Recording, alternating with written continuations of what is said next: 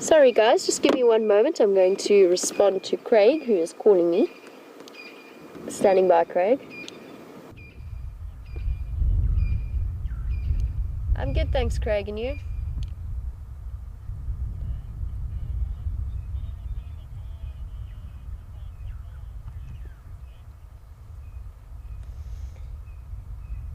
Yeah, that's affirmative. I believe Scott had Nkonzo for Madoda on Central Road. Looked like they were going east around Nyala Road, South and North Junction on Central Road. I haven't been there myself.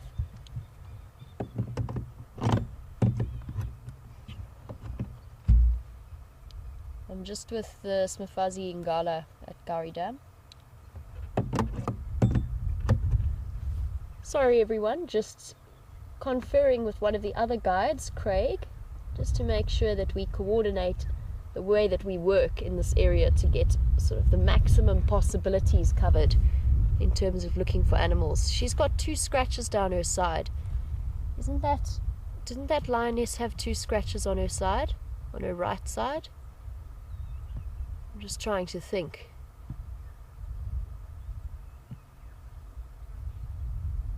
I'm almost sure she did. I'm sure I remarked on it.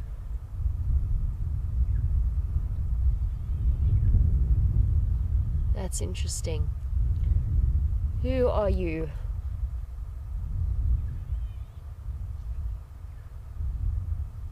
She's also got dents. I wouldn't say marks or scars, but she definitely has patches of fur on the back of her neck that look like they could have come from bite marks. I wonder if this isn't the same lioness that we saw with them.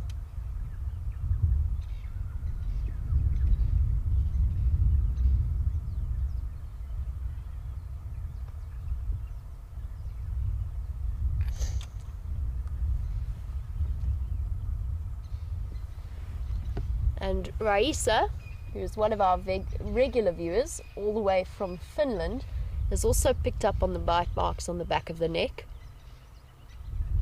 And for those of you who are unfamiliar with the lion mating process and the leopard mating process actually, which we have seen a fair amount of in the last week or so, but typically because the male's penis is barbed, it can be quite an uncomfortable experience for the female involved in it. And so what happens is, right before the end, the male grabs at the back of the female's neck to stop her from swatting him before he can finish mating with her. And then as soon as he pulls out, she turns around and aims a occasionally very vicious looking swipe at his face. And we've got some as yet unseen footage from the first night that this Nkahuma came into the property with the Birmingham boys. We've got some unseen footage of her doing exactly that to some of the Birmingham boys, showing a streak of sheer courage from her, considering that the Birmingham boys have killed quite a few of her pride members. I'm going to go for broke and say this looks like the same lioness to me. I'm not sure if the rest of the viewers agree. Please let me know. You guys have access to some of the previous screenshots, but I'm sure I remember those scratch marks down her side. I'm going to be really, really quiet for a moment. Let's see if you can pick up on the sound of her panting, because it's audible from where I'm sitting.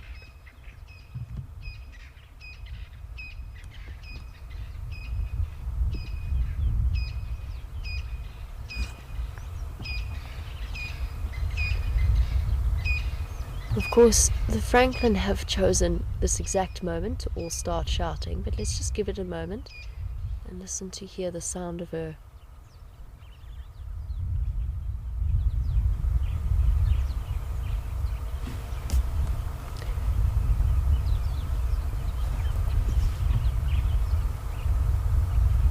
I think the wind's now blowing away the sound.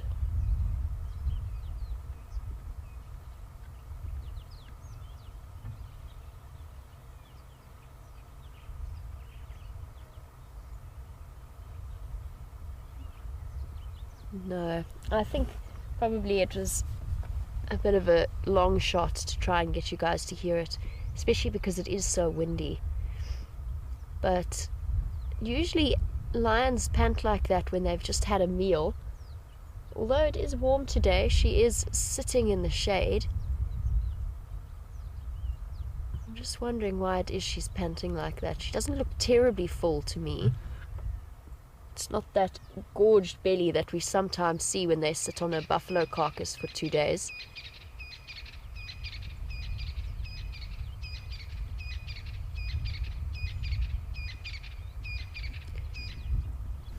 She also is shifting around quite a bit. She looks uncomfortable. I wonder if she's feeling restless because she's separate from the rest of the pride.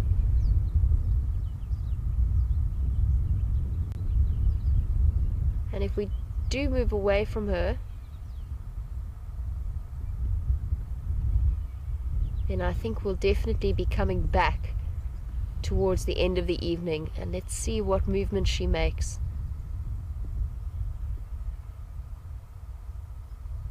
And let's see if she starts to try and at least call for the rest of the pride, if not move in their direction. I'm not too sure where the other Nkumas are. I honestly have no idea. I haven't heard any updates, at least on the radio, for quite a long time.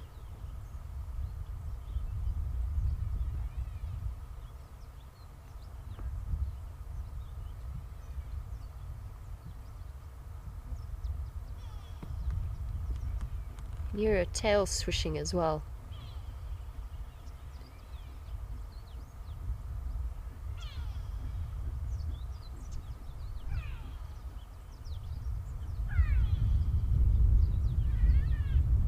Very interesting. I wonder if she's been lying in mud. She's even got mud on her cheeks. Quite interesting.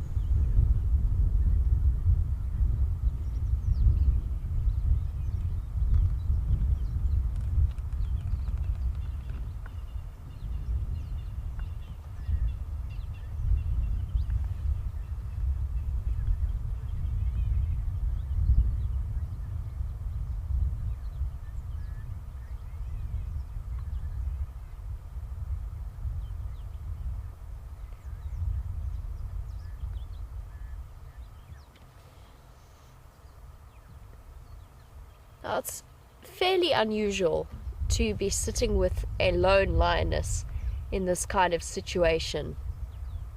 And I've mentioned that all of this has come about during this pride takeover from the 5 young males. And the fact that, first of all, the 2 older males have been pushed out of this area, but also that young junior, who was part of this female's pride, he will also have left and headed out on his own. And Ram from Bangalore, welcome to the Sunset Safari. You were wondering what happens with an evicted lion, whether or not they form a coalition and then compete to stay in the same area or to be with the original pride. And there's 2 situations that can happen. What happened with the 2 Matimba older male lions who were dominant over this pride and the other pride is that, quite unexpectedly, they left here and went down to Londolozi, where they've actually been competing for new territory in that area. And I'm not sure if that's because they found a nice power vacuum. But very often, male lions that are being displaced will fight to the death with the incoming new lions. And I think a lot of us were expecting a clash between the Birminghams and the Matimbas. In this case, it didn't happen. The Matimba males moved off almost immediately. He's definitely swishing it, trying to catch flies. With young male lions, if they are evicted, which they should be at about sort of 3 to 4 years old, as they start reaching sexual maturity, and they start getting to the age when they're capable and will, if they can, mate with their mothers, their aunts, or their sisters. They're not too fussy about that sort of thing. They don't know any better. And usually that's when their fathers need to step in, or other males coming in need to step in and chase them away.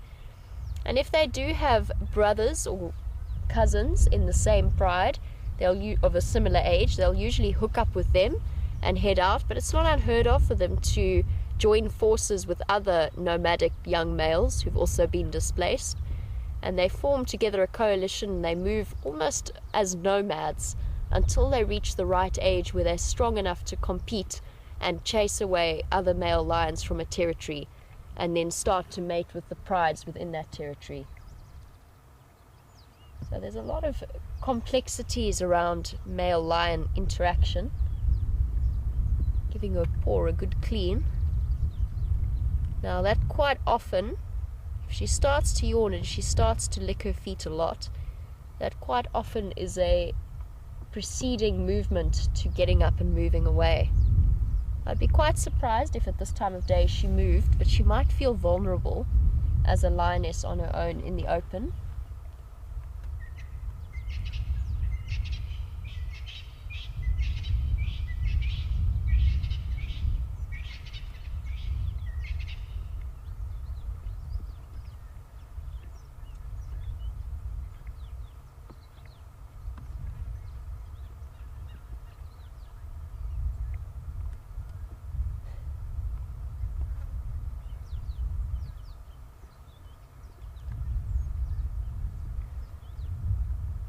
Okay, so we've got some contradictions in terms of what people think as to who this lioness is.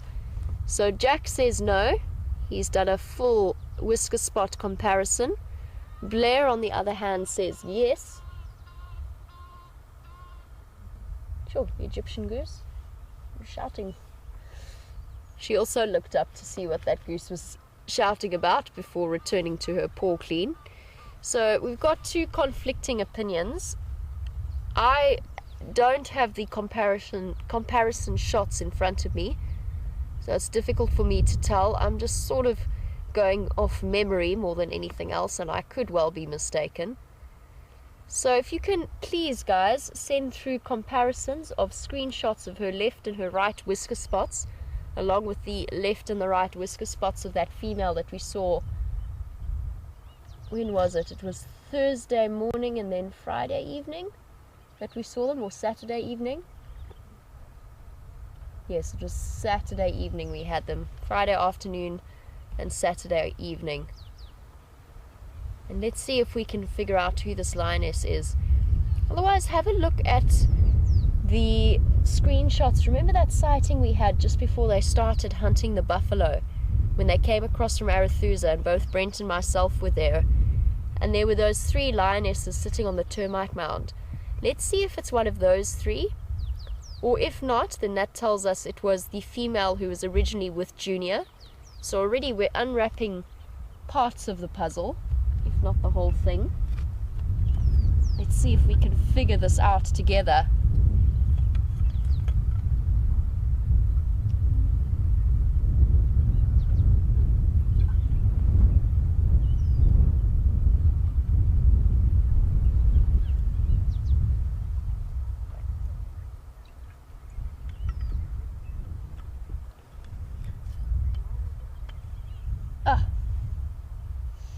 That's definitely a full belly. At least we know she's had something to eat, and we can explain the panting a little bit. That's nice to know.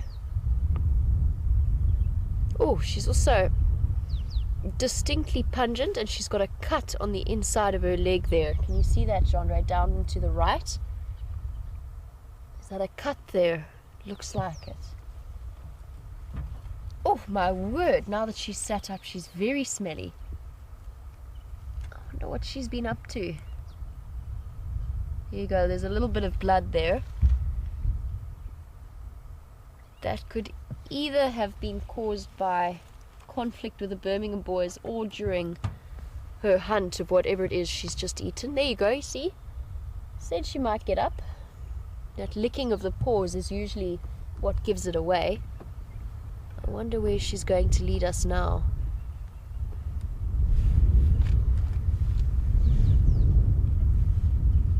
Now, Trisha, you were wondering if it's possible that it is a sister or a sibling mating with the Birmingham boys, and yes, absolutely it is.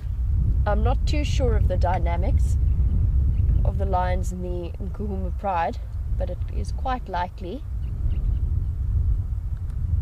She's just stopped for taking the moment to relieve herself whilst tucked away behind the quarry bushes in an uncharacteristic show of shyness.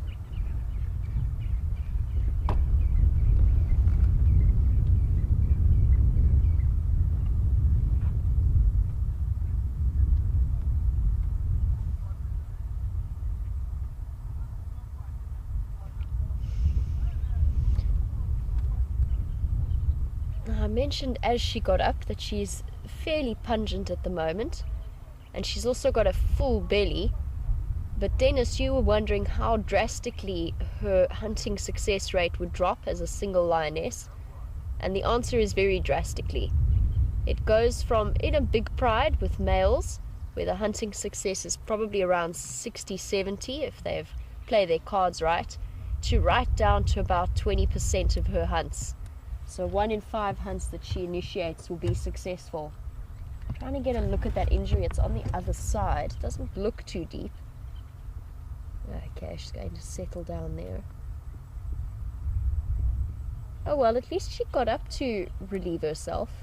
I've seen full male lions who've been too lazy to even manage that, and have quite simply lifted their legs and urinated on themselves. Let's reposition again so we can have a look at that beautiful face of hers. I don't think we need to worry too much about her. At least she's clearly managed to feed herself. She's got a nice full looking belly, and that scratch on the inside of her thigh doesn't look to be too serious either. And that could well have been because she is a lone lioness. It could be something that was acquired during a hunting attempt.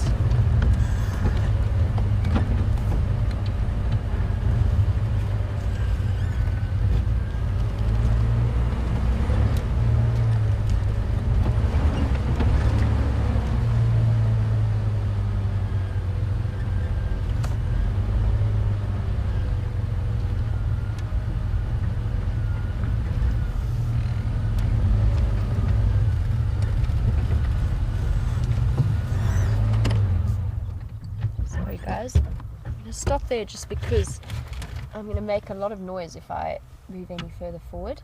Somebody's just calling me on the Game Drive channel. Bear with me for one moment. Oh, no, they're continuing a conversation.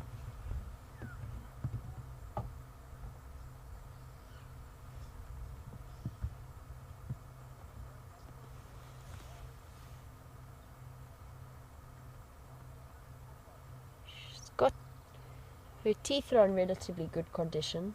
She's not an old lioness. You can see there's not too much black on her nose either.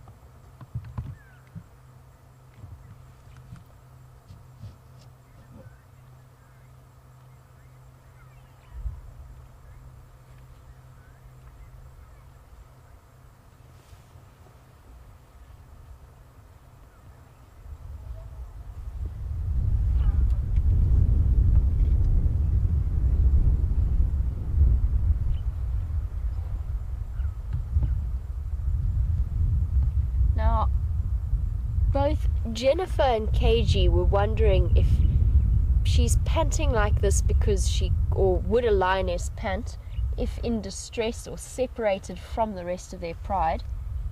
I think in this particular circumstance she's panting because she's full. She's got a fairly large looking belly, and I think she would probably have found that she was absolutely starving after her efforts with the Birmingham boys. She probably didn't stop to eat anything for about 4 or 5 days in a row. She was already starting to look fairly hungry when I saw her on Saturday evening, so she probably killed something fairly recently and consumed it, basically inhaled it at great speed in the way that only hungry big cats can do. And I think that's why she's panting like that. But yes, animals do pant out of fear, including lions.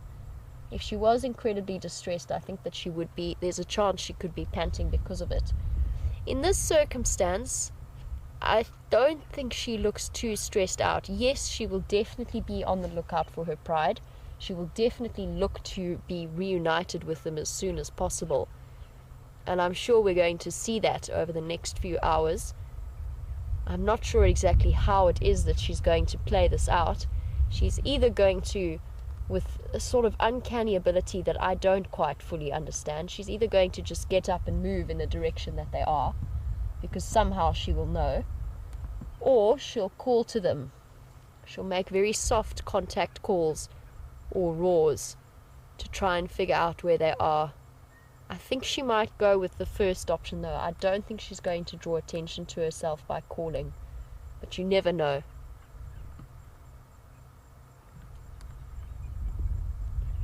She might be a lone lioness, but she's still bigger than any of the threats out here except for another lion.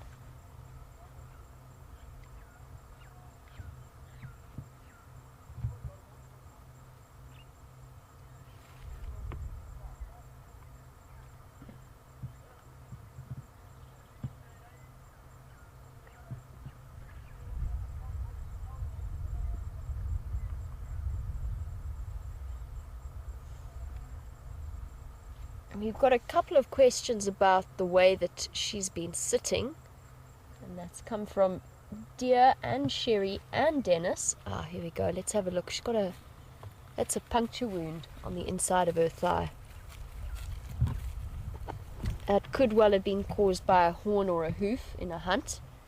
Could also have been caused by a tooth. She's walking right behind us, but you were wondering, all three of you were wondering if she's injured in some way, because she was lying with her paw turned inwards. Her front paws are fine, her front legs are fine, she's not limping in any way, but the inside of her left back leg does have a small puncture wound right on the sort of, on the hock there. Not on the hock, on the elbow. What is this called? Knee. There's the word I'm looking for. Chandra is giggling away in the back. Sometimes your brain just doesn't quite get there.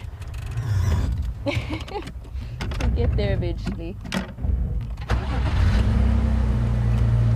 I have been nattering on to you for a considerable period of time. Sometimes the words just don't come. Let's see where she's going to go.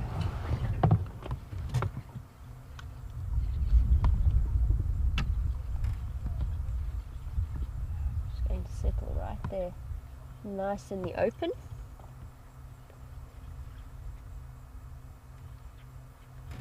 I will reposition so that we don't have the aerial.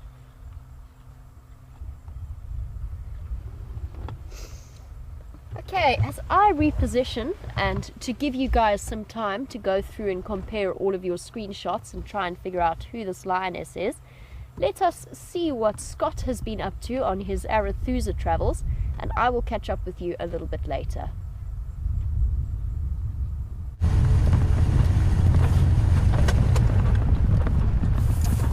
Welcome back, everyone. Sadly, no major updates from Vim and myself, but awesome news about the lioness that's been found, and glad you're spending some quality time with her, as well as the elephants before that.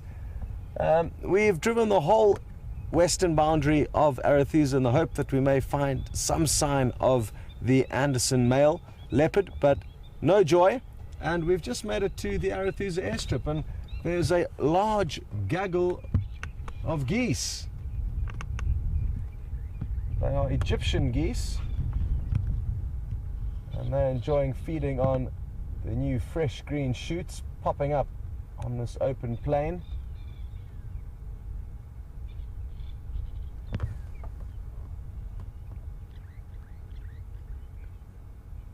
I haven't been able to copy any messages from the Arethusa guides, as we have to be about 100 meters away from them to hear them on the radio. So we would basically be better off with smoke signals, but from what I can tell, there is no updates on Arethusa just yet. You can see there's some construction rubble in the background there. They, I think, have finished off the airstrip, but haven't seen any planes landing here yet. That was a dirt runway about a month ago, and they've just converted it into tarmac.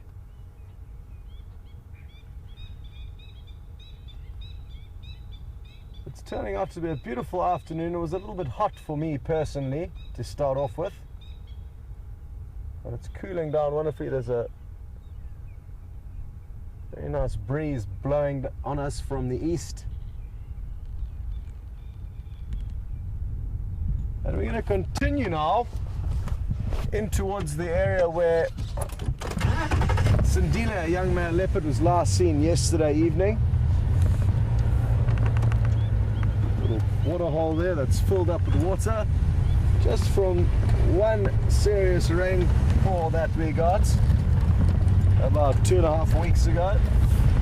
We've had drizzle over the last 2 days, but that hasn't contributed much to the water levels.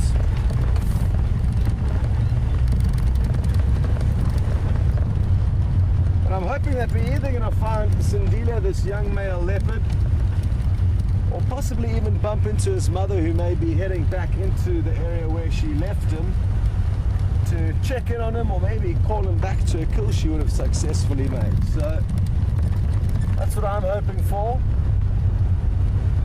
Other leopards that we could bump into here are Tingana and very slight possibility Quartile as well, if they are still mating. There's been no sightings of them since we last saw them mating. I think it was 2 evenings ago.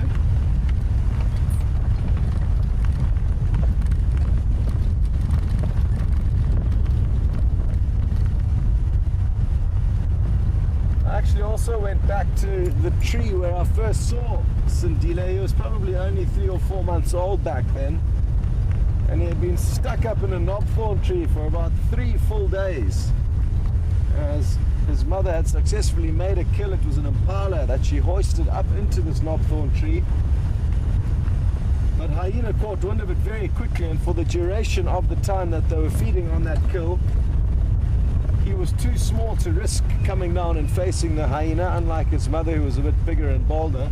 So he spent 3 full days stuck up in a tree. Quite a hectic thought, and that was the first place I got to see him. So went back to that same very tree and reminisced. Also went back to the same place where we saw the Anderson male for the first time and took a walk around there. So it's been an afternoon of reminiscing.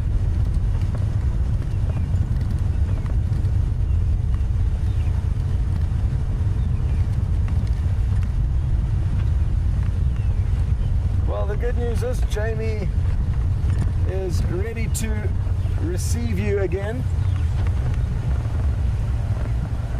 Let's see if we can show you this little squirrel before we go. Our contribution to an animal sighting. There's its tail maybe. Oh, well done, VM. That's about as good as it's got for us this afternoon. And before we try and track down any more squirrels for you, we're going to send you back to Jamie with the lioness. Let's hope she either finds the rest of the pride or maybe something to hunt. See you later.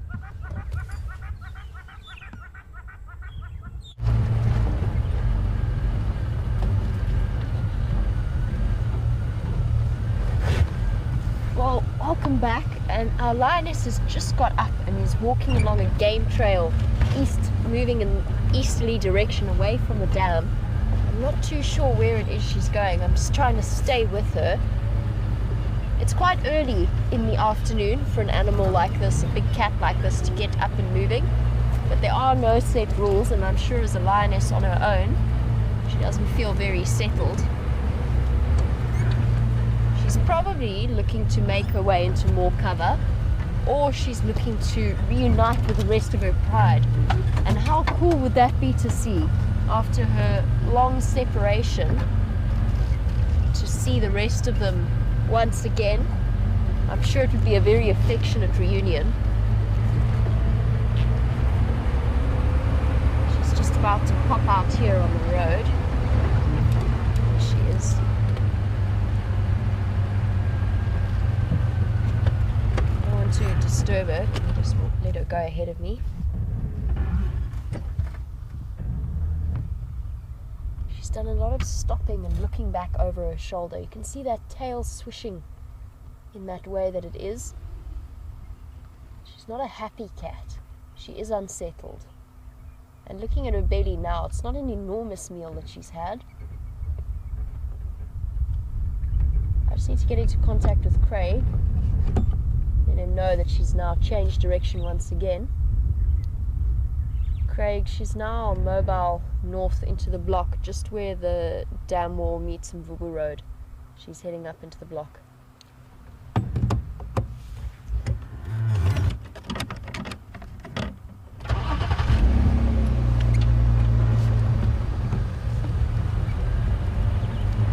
That's affirmative. I'll try and stay with her as long as possible. Just letting Craig know he did want to get a view of her.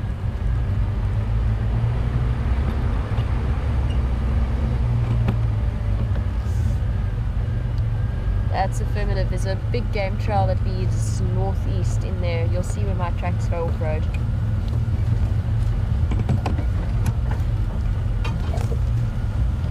Sorry guys, just keeping Craig updated, especially when we are presenting at the same time and trying to stay with the animal. It's important just to let the other guides know where exactly it is they stand.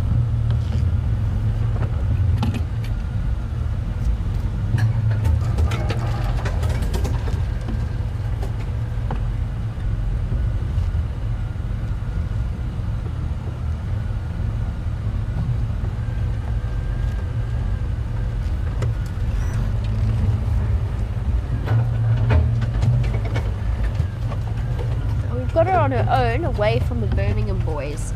And we've got an interesting question from Grace, who is from Dallas. Welcome to the Sunset Safari. Now Grace was wondering if it's simply because she's looking to mate with another male lion that she is on her own. It could be. It's unlikely she would have left them if her false estrus was still continuing. She's going to pop out. I actually think she's going to pop out on Gowrie Cut Line. Let me just loop around quickly. This is the thick monkey orange, which I'm not going to go crashing through right on top of her. But I do know where this comes out.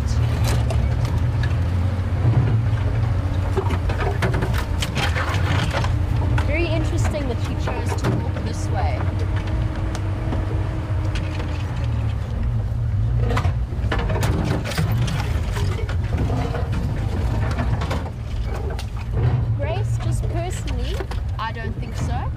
I think that her estrus cycle, or at least her false estrus cycle, is finished.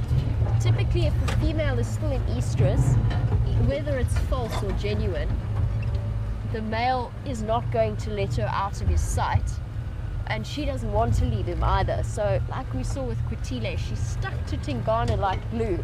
Wherever he went, she went, even to the point that she wound up right in the heart of Karula's territory. So another female leopard's territory, and it's the similar thing with these big cats with lions as well. You can see her just ahead of me there. Looking for a route that I can loop around her, but I don't think we've got one.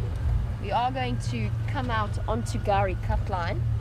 Now I know that occasionally if we go too far north on Gowrie Cut Line, the signal does tend to be a little bit shaky. So bear with us if she does decide to go north. Go. Got an opening here.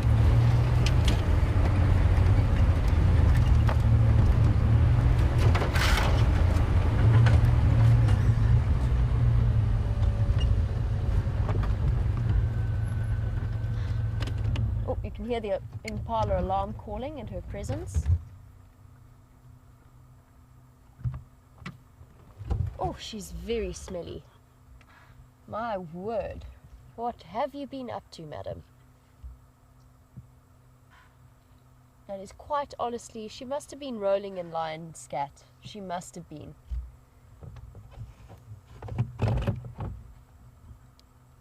Craig, she's just coming out on Gowrie Cut Line now, just by the big jackalberry.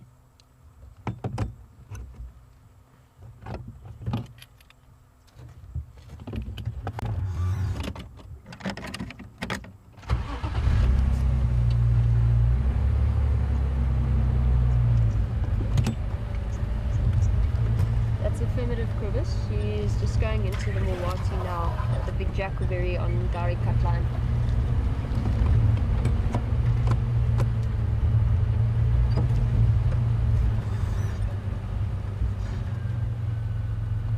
I'm just going to let another vehicle come through and just have a quick look at her.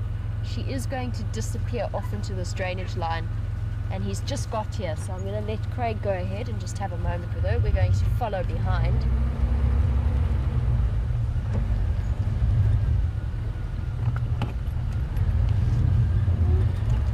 I'm going to just stop at the top here and gauge her direction.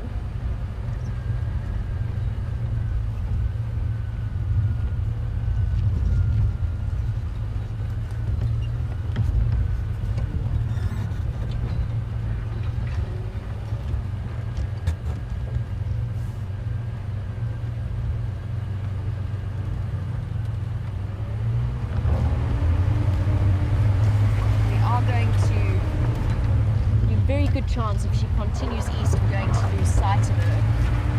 I'm going to try and loop around.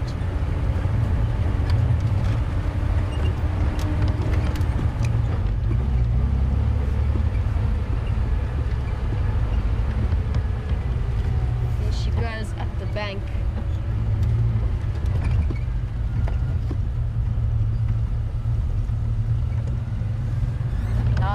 I'm going to try and stay with her, but I do think we're going to lose her in this block until we relocate her again on Nyala Road North. Oh, she stopped right there in the bushes.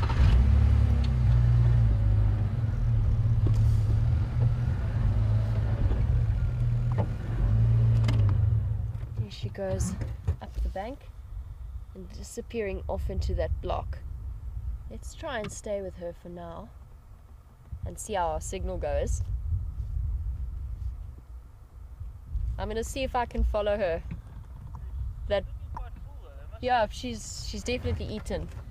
Okay, let's see if we can try and stay with her up this bank. It's going to be very tricky, and I've got to avoid driving over tambuti trees. It's a tambuti thicket. But let's see, I've never tried it up this side. You never know, maybe we might be able to.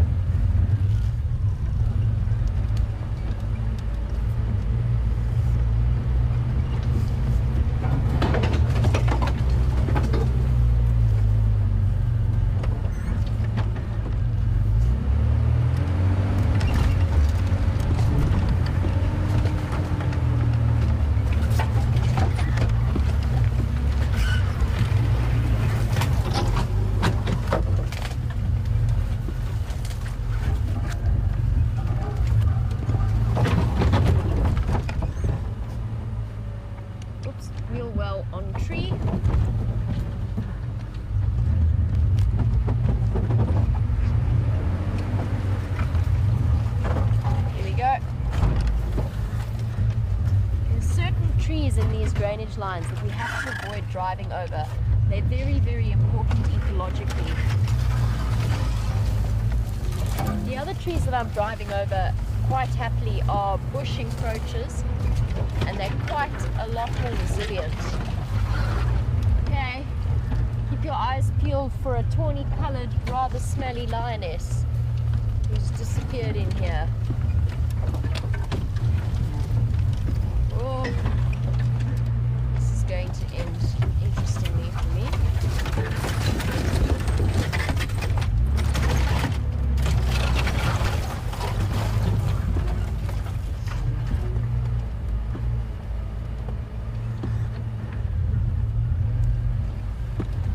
Where has she disappeared to?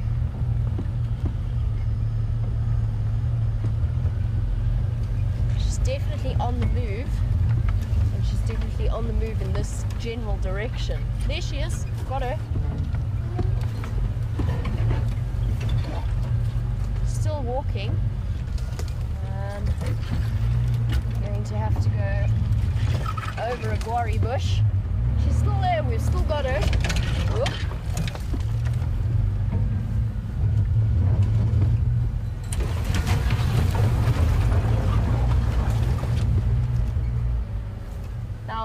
Those sort of trees that I've just driven over, those are very, very resilient trees. They will spring right back up.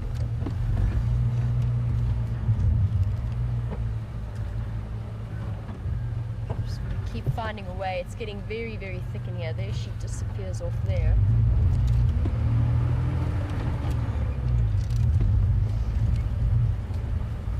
Oh, no. There's a stump here.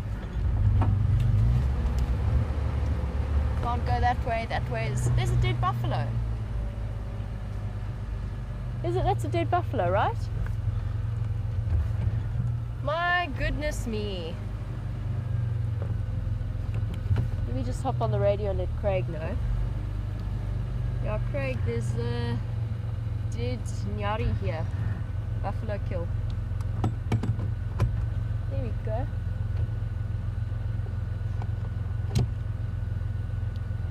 Negative, not that I can see, and she's just walked past them, but I'm still trying to get in. Okay, let me see if we can loop our way in there. That was a surprise. I thought I saw a dead buffalo, and then I thought I was going crazy and it was just a log. But that must be what she's been feeding on. But then, fingers crossed, please, please let the rest of them be here. That would be so exciting. We just have to find a way in. Oh, no wonder she's so smelly.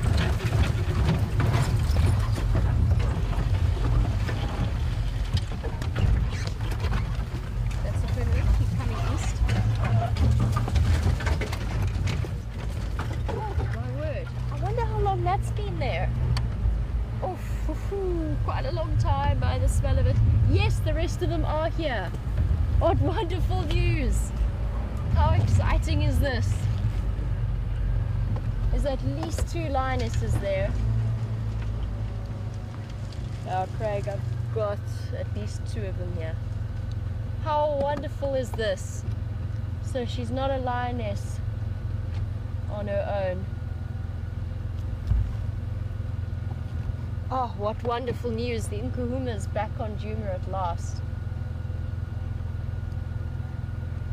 It's just to the left of where I am now, along with these 2 fuzzy ngala. Oh, look how happy she looks. Oh, my word. That definitely explains the stench. What a nice surprise. Look at these happy lionesses.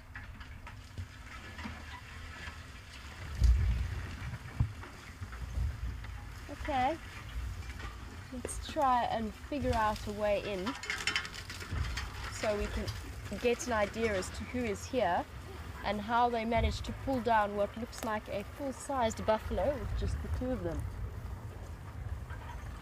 Very, very exciting stuff. Okay, I'm going to try and loop around and see if we can get a good visual of them. Rolling over, looking very pleased with themselves.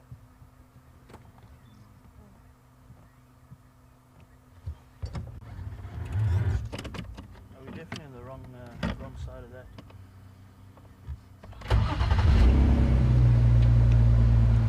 Let's see if we can get a little bit further into that clearing. I just want to do a scouting mission and see if there's a way in to this kill. But I believe congratulations are in order for Philip in West Virginia, who predicted this exact outcome. Well done, Philip. I was so engrossed in my version of my storyline that I didn't even think of probably what was the most obvious scenario. So there you go. It's an interesting clanging sound. It's the first time I've ever heard that from this vehicle. Don't know what that was. Oh well.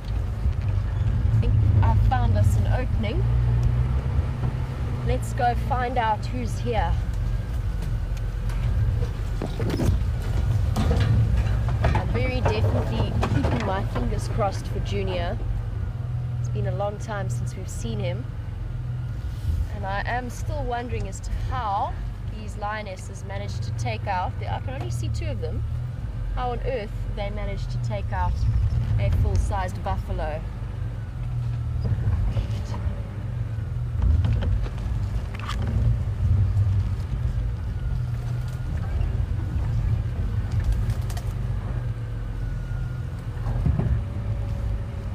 just stop for a moment. I don't want to disturb any lionesses. I just want to get an idea of positioning. The buffalo carcass is over there.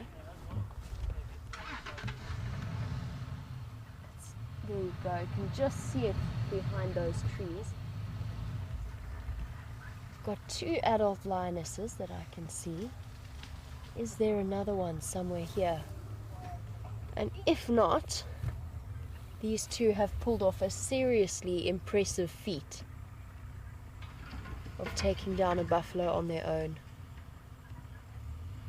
Almost too impressive, because that looks to me to be an adult buffalo. Even with a limp, it would still be incredibly difficult. Hello, beautiful girl. Haven't you done well?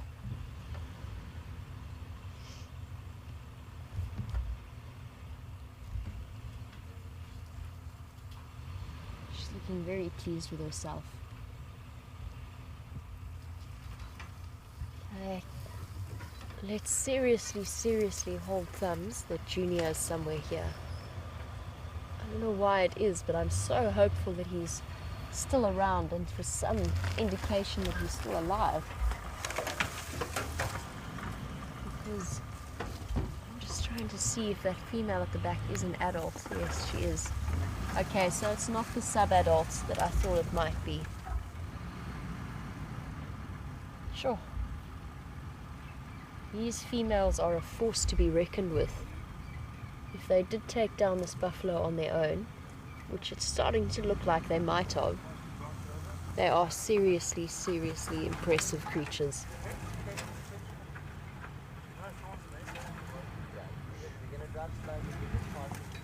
Now, I mentioned earlier that we did look at the buffalo carcass from where we are now. It's not clearly in view. It's off to the left of us. It is a very thick block in here. So at the moment, we will reposition in a moment to see where the buffalo is, if I can. But we're still struggling with views of these lionesses. Let's just stick with them for a while I try and get a better idea as to what's happening here. And that female at the back is definitely one of the... Oh, he's so cute. Well, no wonder you were such a smelly girl. You've got a belly full of buffalo.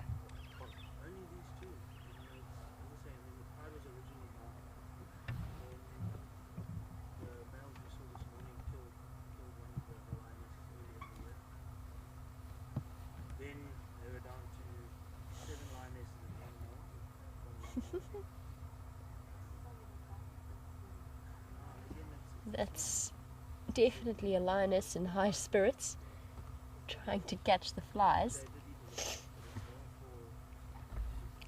And we have an update from Ellen Fowler, who is one of our long time viewers. And Ellen has an update from the Incoral Rangers that the 4 Birmingham boys were seen together. One of them was still mating with that Nkuhuma lioness. So at least we have some of the answers to some of the questions. Now it seems as though these are 2 of the 3 lionesses that we saw hunting those buffalo the other night, just over a week ago. The 3rd one must be with the Birmingham boys.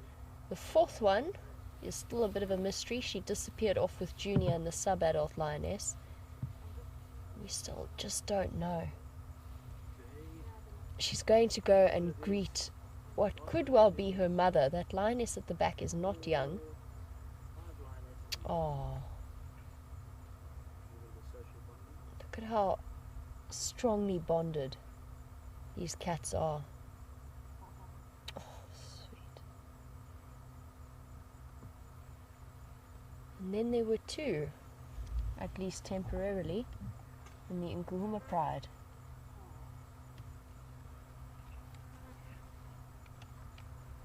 I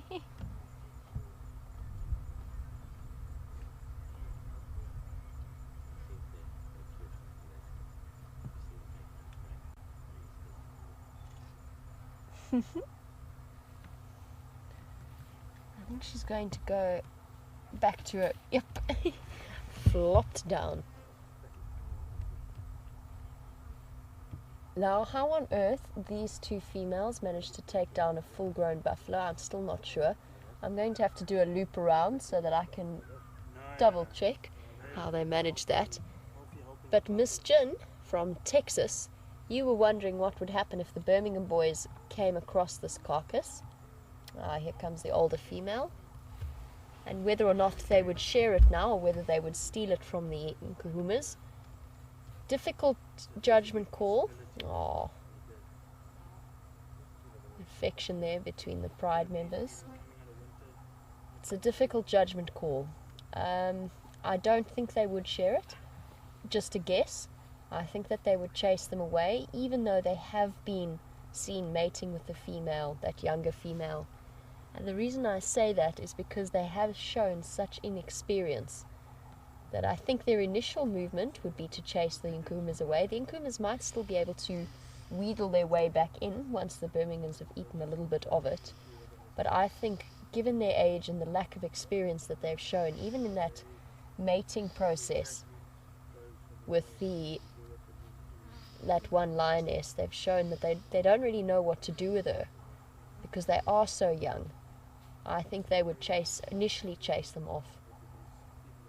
It's going to take them a while to learn what is expected of a ruling pride coalition.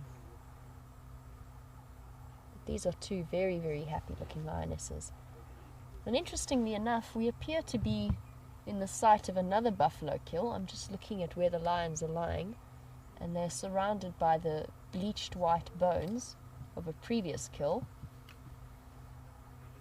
So this is obviously a prime hunting spot for them. There you go, it's part of the jawbone. Also looks like buffalo to me from afar. If you don't mind, I'm not going to hop out and check though. You'll just have to take my word for it. But how wonderful is this? At least we are seeing the Nkuhumas, however much smaller the pride is at the moment, but we're still getting to see them. And what survivors these females have turned out to be. Absolutely phenomenal. I'm still absolutely mind blown at the idea that they took down a buffalo on their own. Between them, they're probably about maybe 250 kilograms, if that, in weight combined. And that buffalo is somewhere in the region, I haven't seen it yet, so I'll go and have a look at it when I have a moment. But I would say that that buffalo is somewhere in the region of 800 kilograms. So they've performed something quite incredible here, these two brave girls, without the help of a big male around.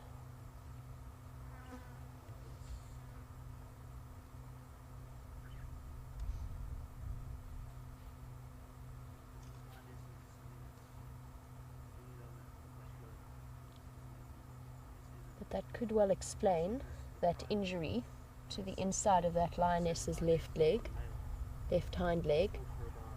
That could well have been from a horn from a buffalo. And buffalo can fight very, very fiercely when they are being hunted by lionesses.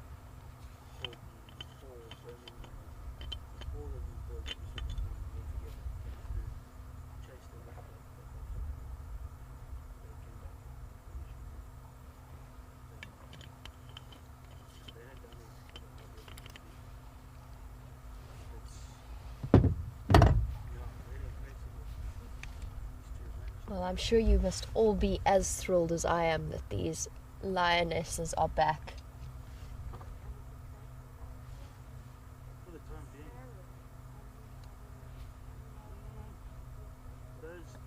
Those males. Now, at the moment, there are only two of them. I can only see two females.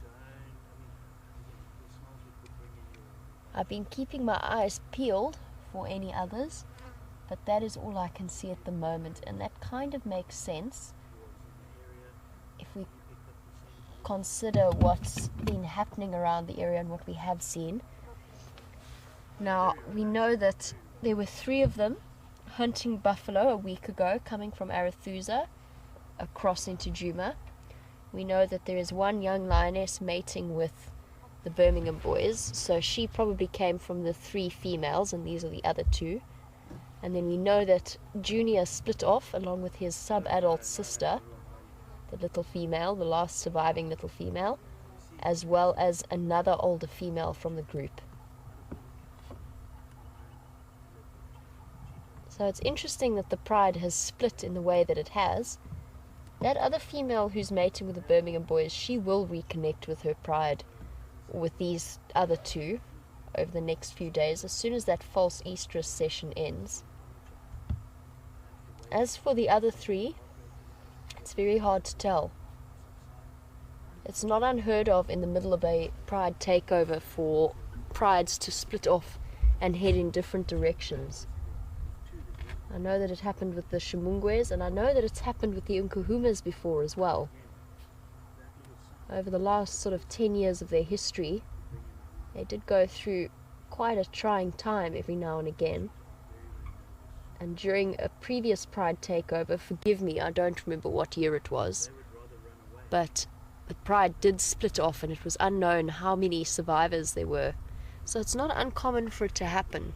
Usually the split off comes with females with very young cubs, but I suppose the same principle could apply for Junior and that sub-adult lioness.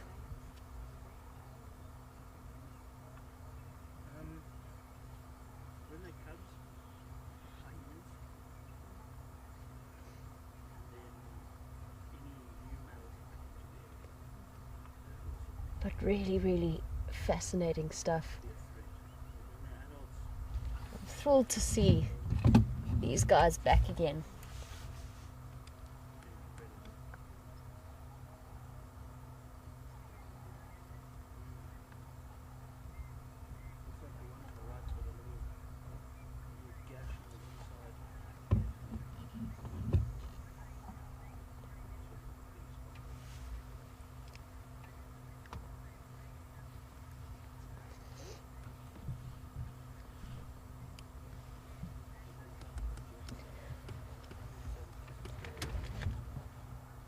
Now, at least we have solved one mystery of the day, and that is why when we first drove up to that lioness, she carried such a smell with her. She really was horrendously stinky.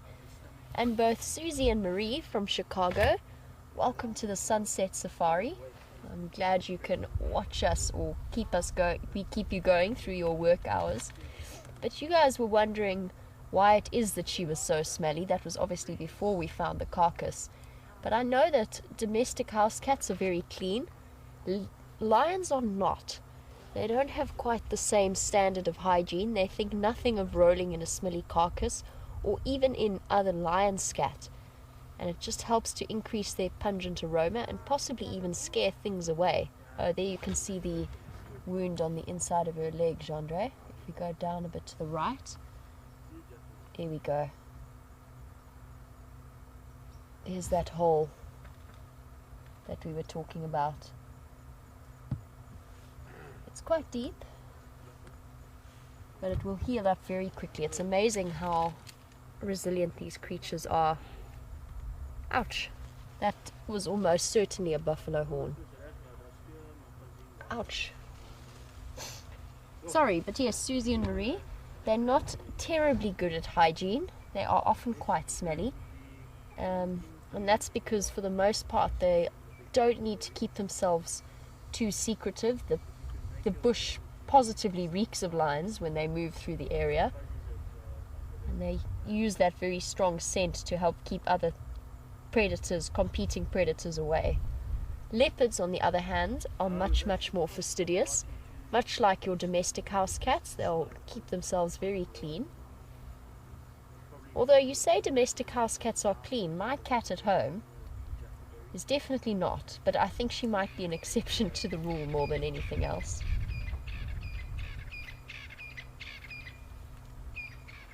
But yes, lions, she's been rolling in the kill. She's been probably up to her head. I said that she was covered in mud. I now realize that that wasn't mud. That was dried buffalo internal organs.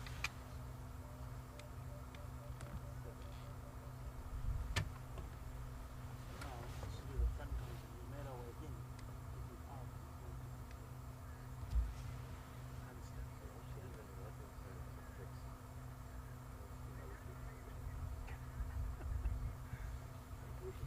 because I have to speak nicely to your missus there.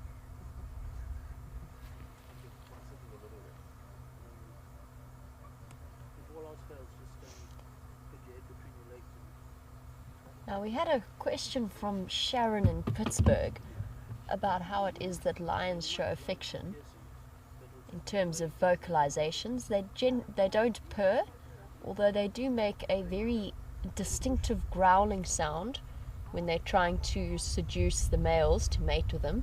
So we heard that quite a bit from the one female who was trying to mate with the Birmingham boys. Those low-toned growls that are almost a purr. Now, I know that tigers chuff to show or to communicate with each other. Lions, I haven't really heard that so much especially between females.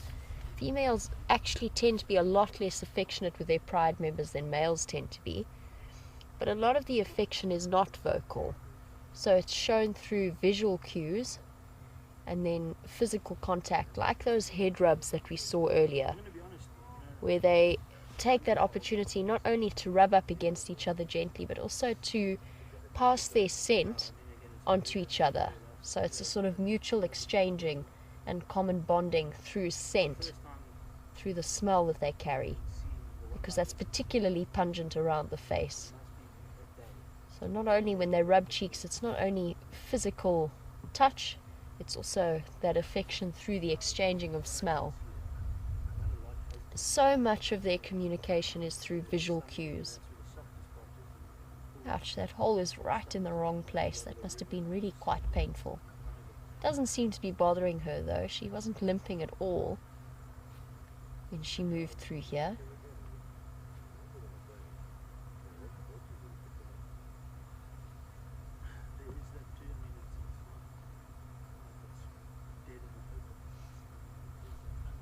I wonder when they killed this buffalo.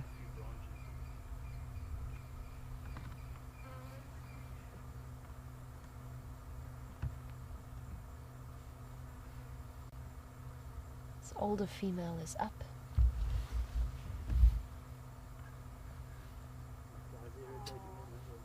There you go. For Sharon. Little signs of affection there.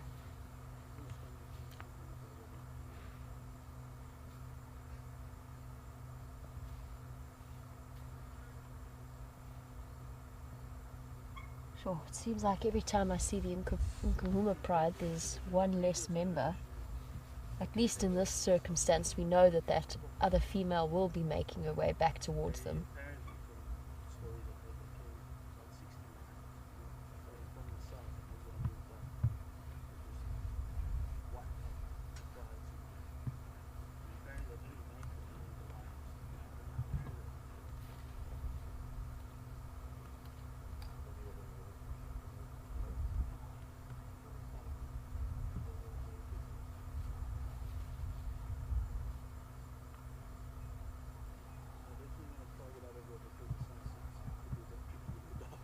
You can see how round those bellies are looking, and some definite panting going on.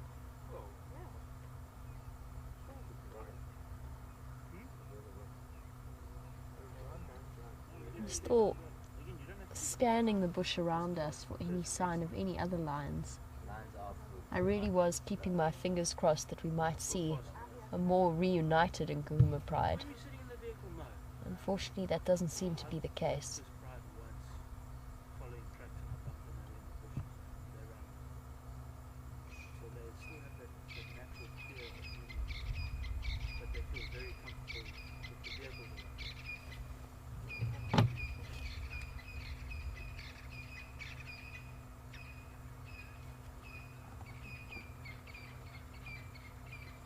When you come down from the Jackal Bay, there's a little competition right in the way.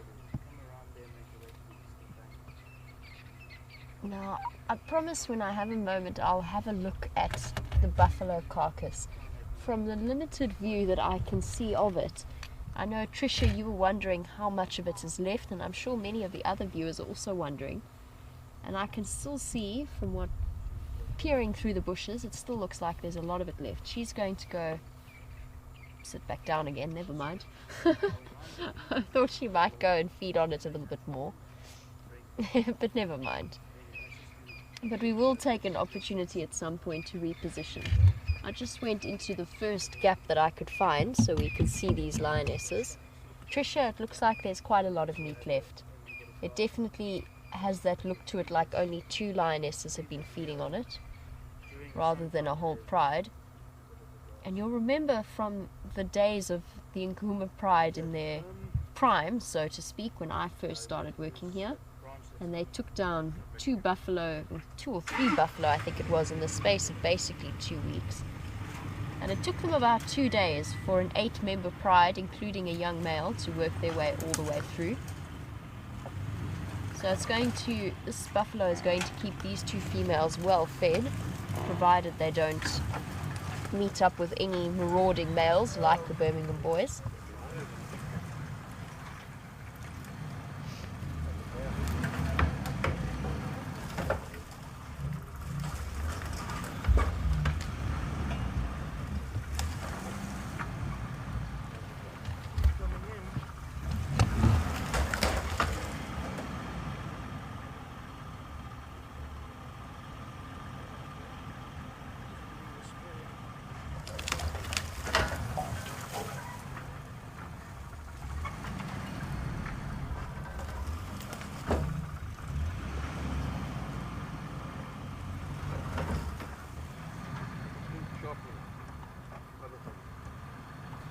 Now this sighting, there is one vehicle just leaving, and there is also another vehicle that's going to be coming in, and I'm going to have to direct them in here, which is going to be fairly tricky because, to be quite honest, I don't really know where I am. I have a rough idea, but beyond that I'm sort of working on vague directions.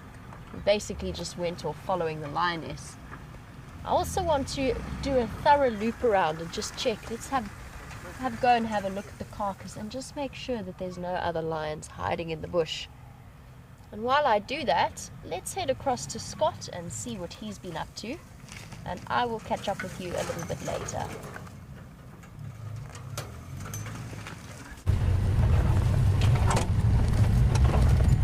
Welcome back, and such awesome news. How exciting. Who would have thought you would have found a whole buffalo kill and another lioness? So very happy things are continuing to go smoothly on Jamie's vehicle. Vim and I don't have too much to tell you about. We are busy off-roading in the hope that we could find some sign of Sindile, this young male leopard we came to look for. I also took a short walk through the thick area in the riverbed here where he likes to hang out, but didn't have any joy. But we are going to continue searching this area, maybe nip back in a little bit further west into Arathusa and see if we can't find any sign of his mother. So those are the plans from our side, but what we might be able to do shortly is stop and show you a beautiful view of the setting sun. Let me just get into a good spot.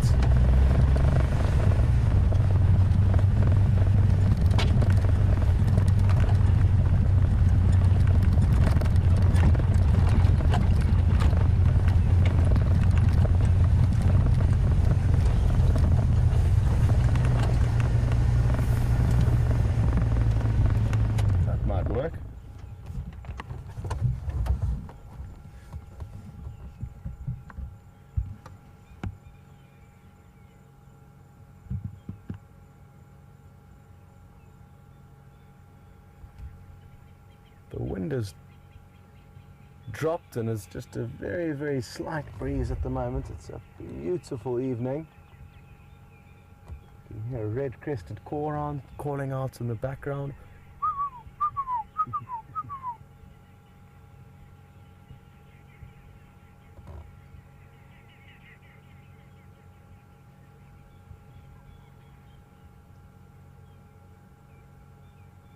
Wonderful.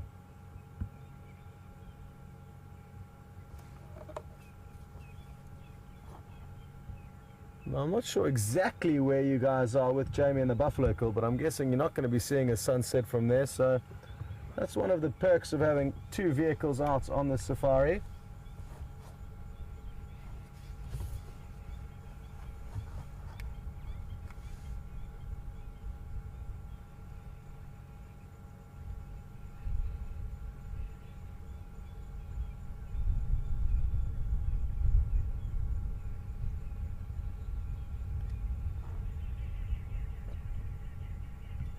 And on the topic of Sindile, who is this young male leopard we're searching for, Ellen has asked what would happen if they don't manage to get the required inoculations done for him. For those of you who don't know, he attacked a domestic dog, and there's a strong likelihood that domestic dog was carrying rabies. So the problem is that now he needs to be inoculated.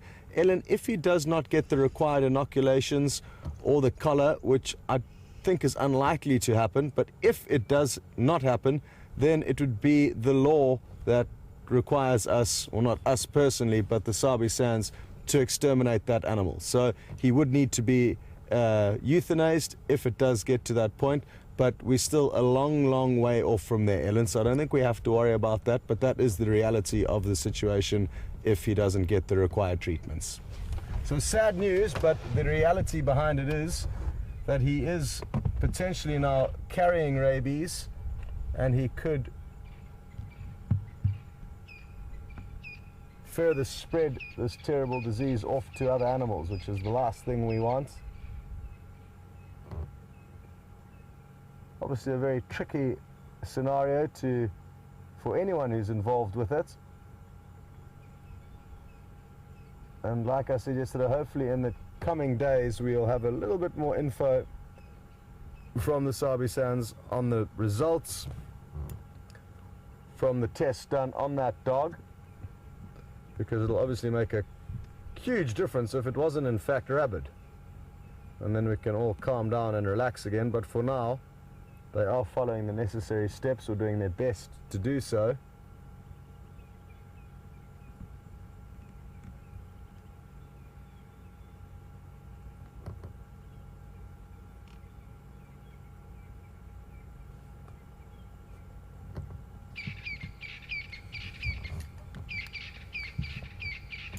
Franklin now calling off in the distance.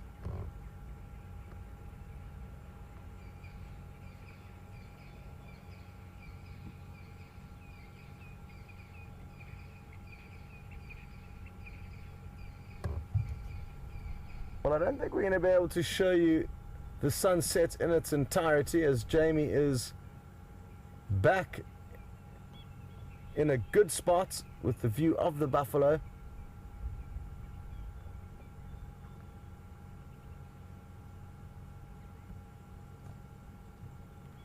But let's just give it a few more minutes anyway. The buffalo's not going anywhere, and the sun's about to dip behind some clouds, so I think it's going to happen sooner than expected. And as soon as it's disappeared, we will send you back to Jamie. So a slight change of plans there.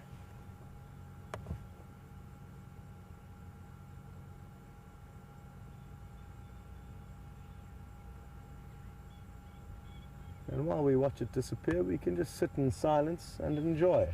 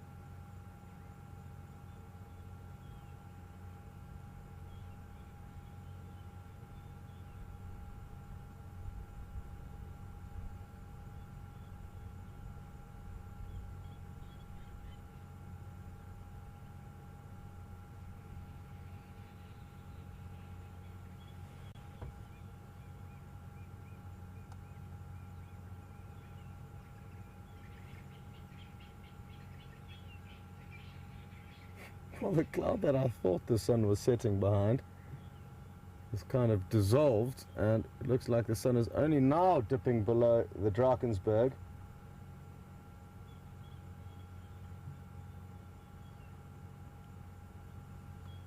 So let's send you back to Jamie and a little bit more action across there, and we'll continue our search for the leopard. See you later.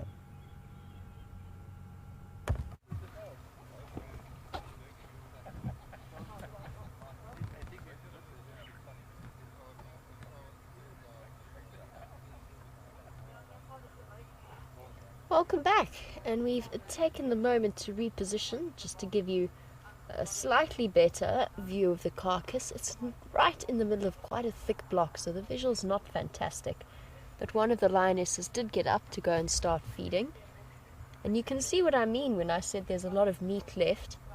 Although we can't see the back end, you can still see there's plenty of meat padding out, so there's plenty of meat still left. They probably occupied themselves first and foremost with eating the very highly nutritious internal organs like the liver and the kidneys before moving on to the tougher meat around the edges. And although she is eating, she's not really tucking in. She's just nibbling away at the edges. She's trying to pull it into position so that she can get in. But just look at the size difference between that lioness and that buffalo in terms of weight. That is not a small buffalo they took down. They didn't take down a sub-adult or anything like that. They took down an adult male buffalo, 2 lionesses. These really are quite incredible animals, these Nkuhuma girls.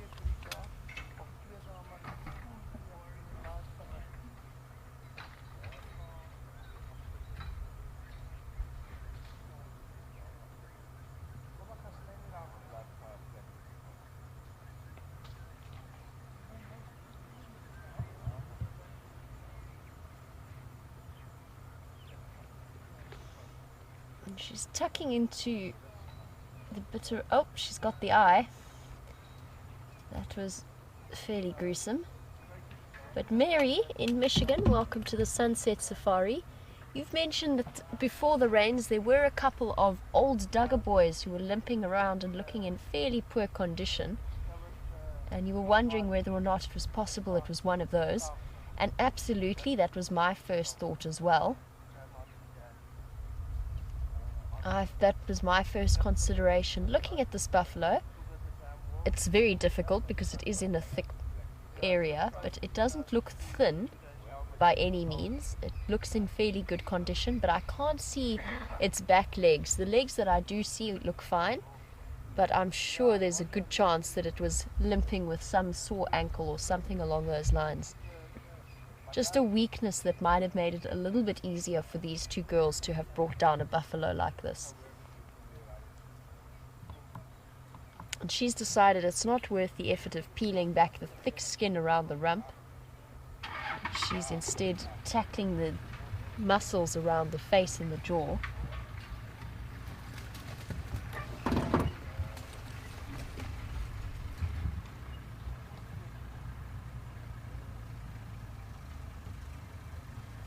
Still struggling to get in. I think that at times like these it also helps to have a male to help pull and peel back that really, really thick, very strong skin layer.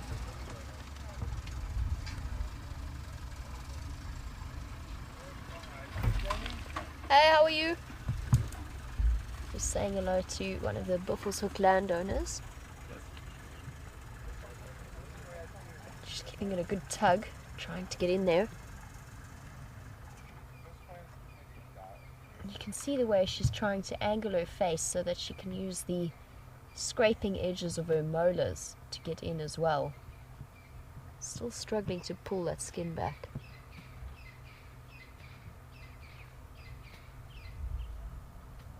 The flies are definitely irritating her as well.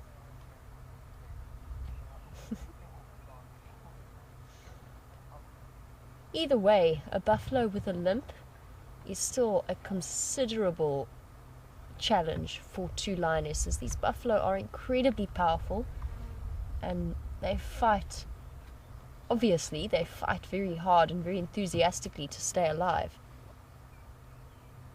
And there's a huge number of stories of lions being killed during buffalo hunts. And even with big prides, with a male or two, it sometimes takes them a long time to take down a buffalo. So I'm not sure how long these females struggled for last night. And it does look to me like this happened either last night or early this morning.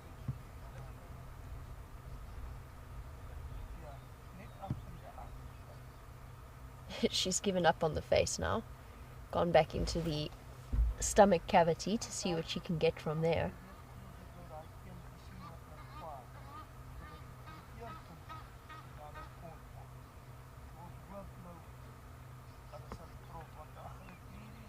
I don't think there's too much there. She doesn't look too impressed. She might even give it up for now and head back to where her other lioness is. Ooh. A little bit disagreed with her there.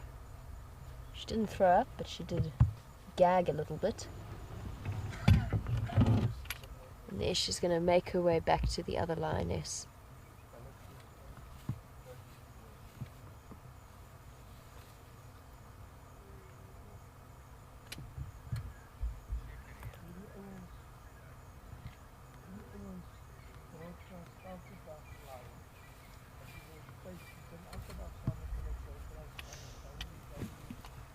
Oh, that was, oof, my word. It's quite the smell that's blowing in our direction. Now, we have a question from Sandy in Palm Springs. Sandy would like to know if this buffalo is in a place where the vultures or the hyenas won't find it. It is tucked away in quite thick bush, so I think it might take the vultures a while to. That being said, it just takes one to spot it, and then the rest of them will descend at the rate of knots. And interestingly enough, when we had that buffalo kill, I'm not sure if you remembered back or if you were watching, we had a buffalo kill on Buffalo Skull Donga in Arathusa. It was a big open drainage line. This buffalo was right out in the open, absolutely nothing there to hide it away, and the vultures never came. And yet, we had the buffalo kill that the Nkuhumas killed in the drainage line that the Birmingham boys then chased them away from. And that's probably the most vultures I've ever seen in this area. So there's a little bit of luck involved as well, in terms of vultures finding it. As for hyena, well, I can promise you that they already know it's here. Just judging by the level of the smell, they've got incredibly powerful senses of smell. They will have sniffed this out a while ago. It could be that they just happen to know that there's two lionesses on guard. But I'm sure they'll be around later tonight.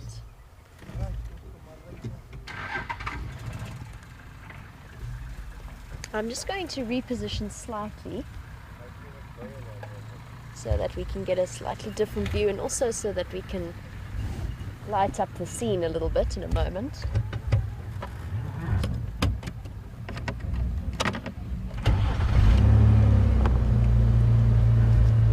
Let me just try and loop around a bit.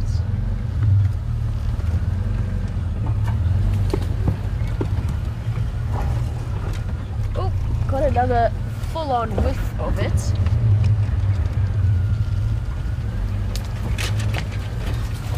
I'm usually quite good with the scent of carcasses. There's something about this one, maybe because it's been warm today and it's been sitting in the sun. It might be that's why it's quite so smelly.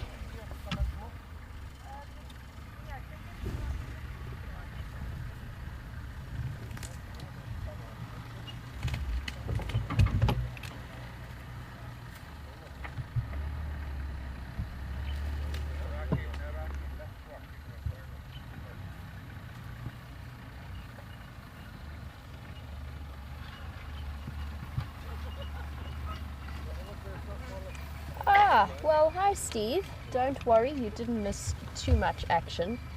Essentially, we just followed the lioness back from the dam and found the buffalo kill.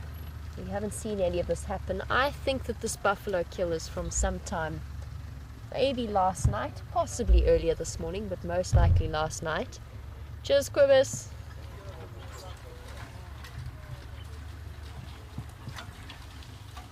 It was quite a surprise, however. I wasn't expecting to find it here. And for quite a long time as I was driving after the lioness, I thought that it was a log until the smell hit. And that's what first alerted me. But it is so nice, Steve, to see these two lionesses, and incredibly impressive to know that they took down at some point, probably last night, just because they would have had to have every advantage, and it was a little bit cloudy last night, which might have helped them out. They would have needed every factor on their side to be able to take down an animal like a big full-grown male buffalo, which is why I think it was from last night. Also, they haven't consumed too much of it, but it is only 2 of them. And one of them has suffered a little bit of an injury as a result, and I would say almost certainly obtained during that buffalo hunt.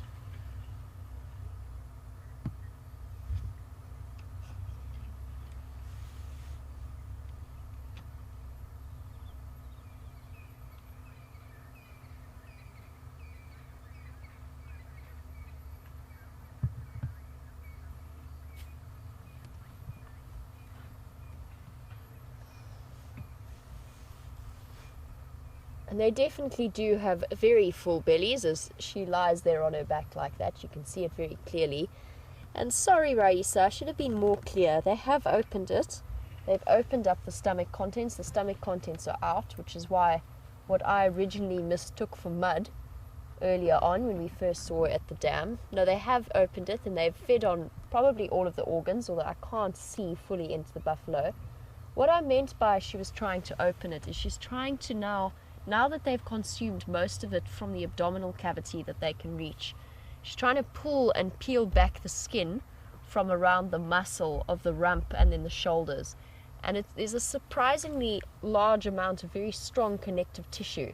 So it's difficult for them to get at that meat from inside the abdomen, so she's trying to open it up from behind. That is what I meant by opening it up. They have opened the abdominal cavity up, they just haven't managed to peel back the skin and start feeding on the bulk of the muscle around that. But they've eaten all of the most nutritious part, and that's why they look so full and contented and cuddly.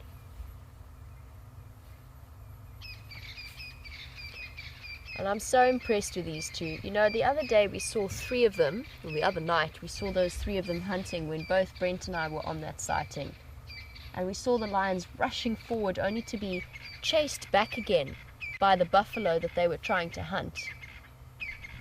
And we will never know exactly what happened here last night, but we can just imagine the incredible game of life and death that went on in this block,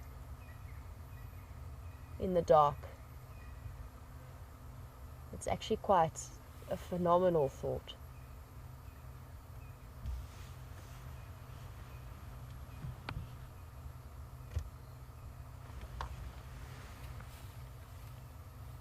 The flies are driving them mad. I don't know, I haven't been plagued too much with the flies. I don't know about you, Gendre, but I haven't really been bothered. Here's something. There's a lot of... I said I haven't been plagued by flies, but almost immediately I've got some of them coming through. But it's the nice thing about sitting at a lion sighting like that is usually, or like this, is that usually most of the flies go to the lions.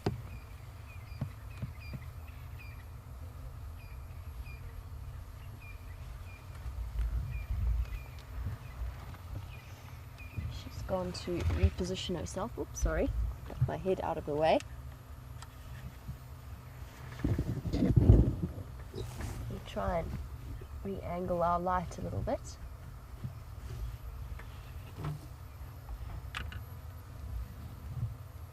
You can see the flies driving them mad. The ears flapping, tail flapping. Definitely irritating her. Oof. And they've definitely earned their right to be relaxed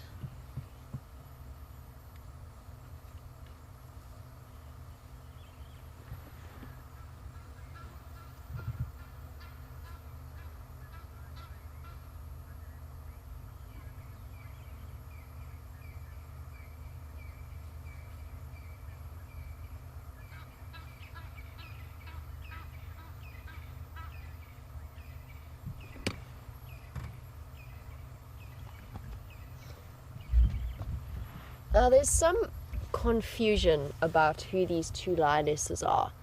Let's just tick off what we know. Originally, when we saw the one female at the dam side, I thought that she was the lioness who's been mating with the Birmingham boys. I'm still not sure, but I think now it's safe to say it isn't, although we'd have to really do a proper comparison of the whisker spots to tell. At that point, I didn't know there was another lioness sitting with a buffalo kill in here, which we've now found. We've also got the update from Nkoro that there is a lioness mating with the Birmingham boys still, and it's one of the Nkuhuma lionesses. I can only tell you that we've got 2 Nkuhuma lionesses. There were 3 just over a week ago hunting buffalo coming from Arathusa. There's now 2. The other one will be the lioness that is mating with the Birmingham boys. And since we do have these 2 lionesses here, I think it's safe to say that the girl that we started the sunset safari with at the dam is not the same one who has been mating with the Birmingham boys. So there we go, ending a little bit of confusion there for, I'm sure, a lot of the viewers. Don't worry, I was very confused as well. It's quite difficult to recognize a lion straight away in the field. I knew that she was an Nkuhuma lioness, and because she had the scratches on the side, I suspected it might be the one that was mating. At that point, also thinking that she was alone. So there you go, dear. A bit of clarification.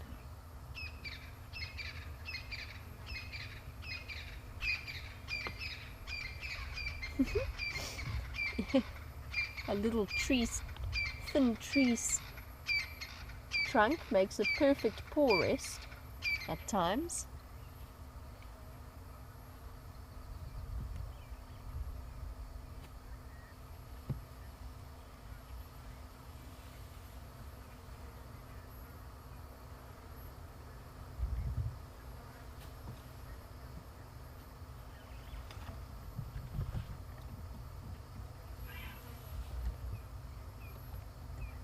Now, we have a question still to continue with the dynamics as to what's been going on here. I have a question from Soylands, who was wondering how many Nkuhumas there are left in the pride. To the best of our knowledge, let me try and give you the summary. There's these 2, plus the 3rd, who was mating with the Birmingham boys. So that we've got 3 accounted for. Now, originally we believed that both of the subadult females had been killed. However, there is one still alive, and she hooked up with Junior on Simbambili. And then they were joined by the 4th Nkuhuma lioness that's missing.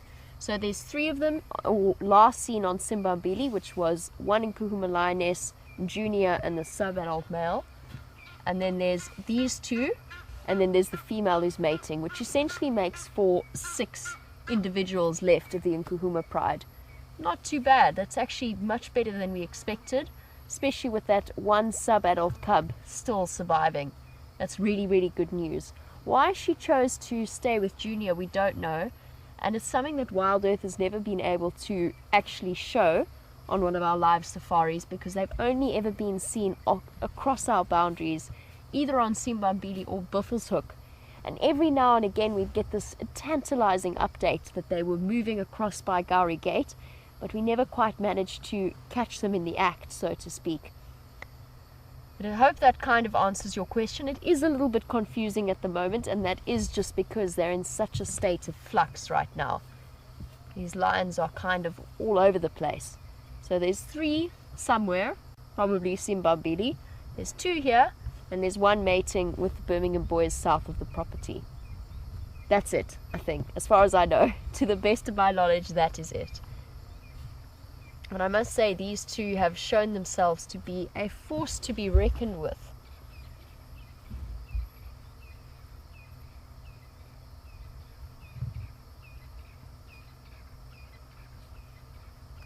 To have taken down a buffalo like this.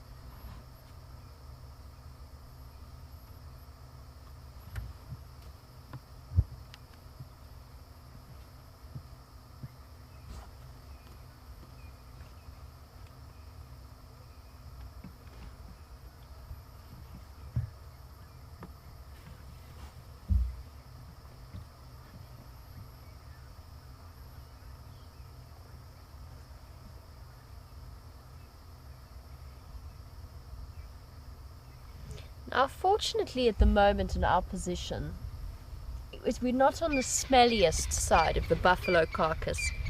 But Donna, you would like a description of what it smells like. It definitely doesn't smell like any beef that you might buy from the butchers or from the shops to cook. It's definitely lost that aroma a little while ago. If I had to describe it for you, yes, I think a carcass on the side of the road, some roadkill might be quite a good... Oh, coming in for a cuddle. I think roadkill is quite a good description. Imagine 800 kilograms of steak being left out in the sun for a day or so, possibly even more, and sort of stewing in the skin because the skin hasn't been opened, so it's got plenty of insulation surrounding it.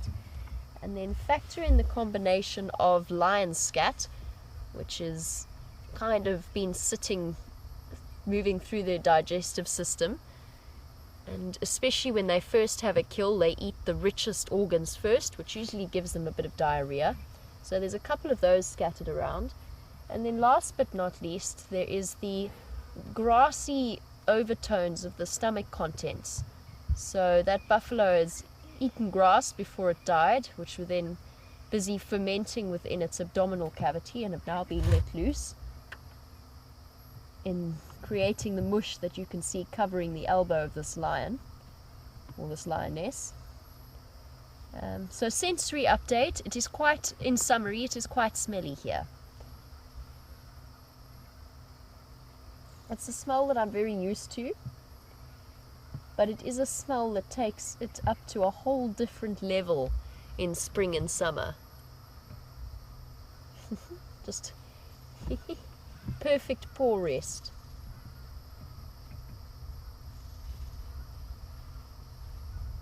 Very sweet.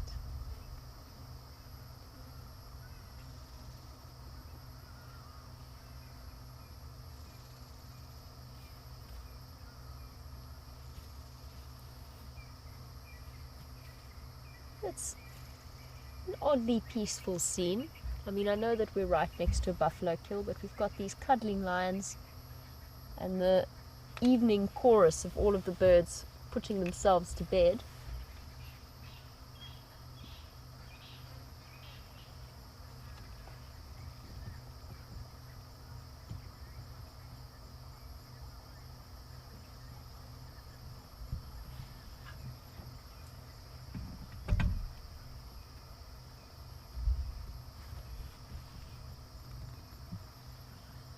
Now both Gerda and Lynn, and I'm sure many of the other viewers, and myself included, are wondering where the amber-eyed lioness is.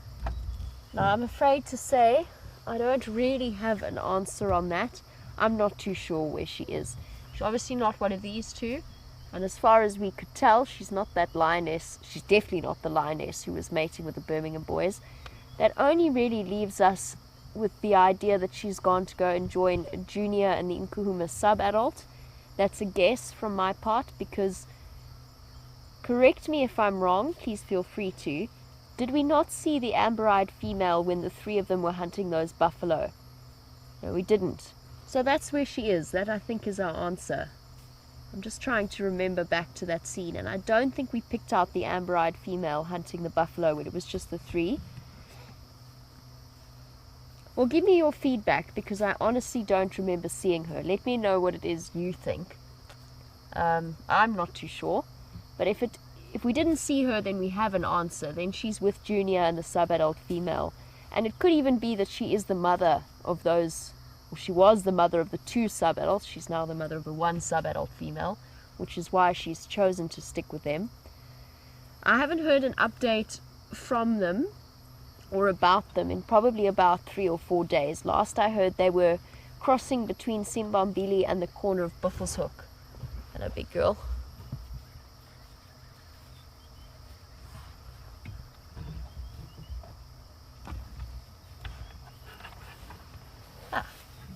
Flopping down right next to the car in the grass.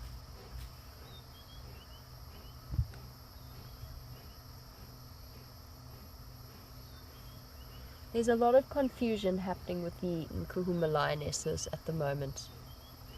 My suspicion is she's with Junior and the sub-adult, but I honestly don't know. And that is pure supposition, because by now she could have separated, she could have moved off, she could be even mating with a different male lion somewhere in the area. We just don't know. Look at all of the flies buzzing around her. No wonder her tail is so busy swishing.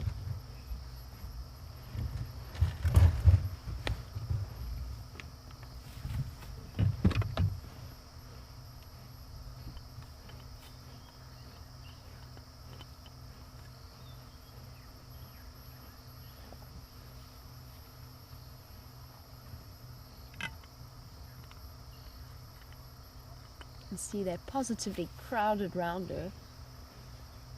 It must be absolutely infuriating,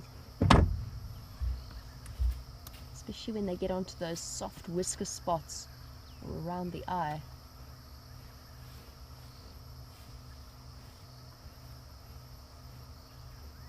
But she's still a very happy, very full lioness.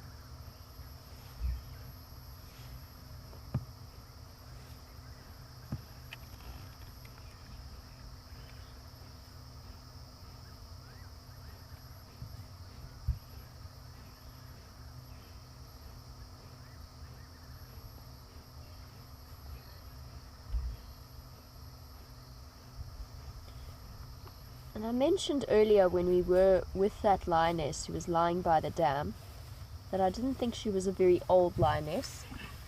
Her teeth were in fairly good condition.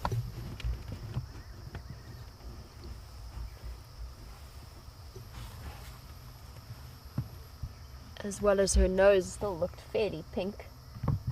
And that's the one at... Which one is it now? It's the one that's closest to us, I think. She's still got a great deal of pink on her nose. And her teeth still look good. So Tracy, you were wondering how old she is? She's a young lioness. I'm not sure exactly how old. I would put her at about 3. Maybe a bit older. About 4 or so. It's hard to tell. I want to just see her teeth. She's past the sub-adult stage, so let's put her at 3 or 4 years old. The one at the back is a little bit older. She definitely looked older to me. Her nose was almost completely black. It's not the world's most reliable way of aging lions, but it gives you a nice indication. The best way is to actually have a look at the wear and tear of their canines. But I need her to yawn for us to do that.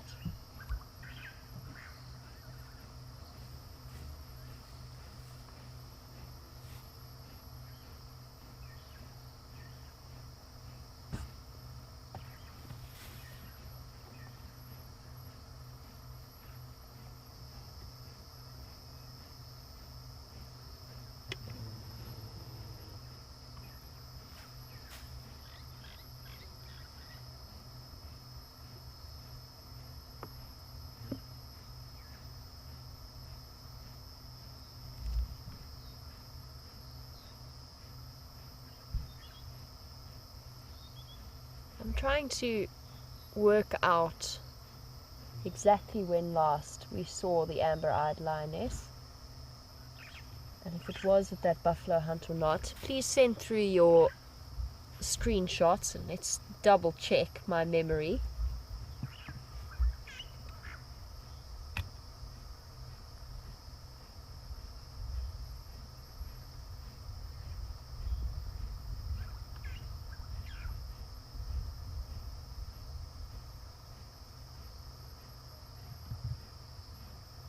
And the female that we've seen mating with the Birmingham boys, she will be coming out of her estrus in the next few days, or her false estrus at any rate.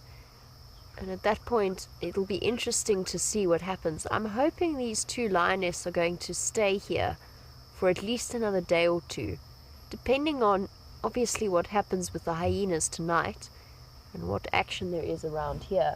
It will be interesting to see if she comes back to them. I'm just trying to work out in terms of timing when she should be done. And unfortunately, she's still got quite a few days to go. Typically, it lasts for about 5 to 7 days, those mating sessions. So she'll only be sort of coming back and looking for the rest of her pride around Thursday or Friday. But it will definitely give us something to look out for. And we'll be returning here as often as possible to try and get updates on these two females. I'm really hoping they manage to defend their carcass tonight against marauding hyenas. Two females like this, it would take a lot of hyenas to chase them off the kill, but it's not impossible. If the clan that is at the den, which is just working it out about 4 kilometers from here, if they were all to band together, if there was to reach numbers sort of around 10 or 15 hyena, they would definitely be able, or more than capable, of chasing these lionesses off the kill.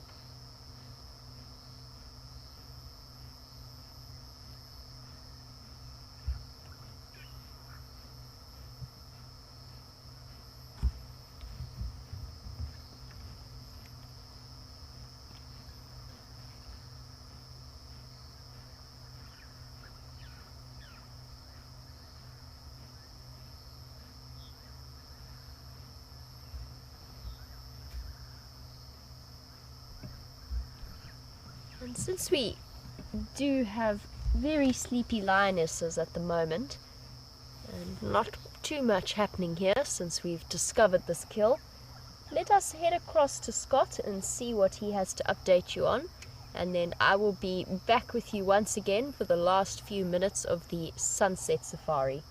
See you in a bit.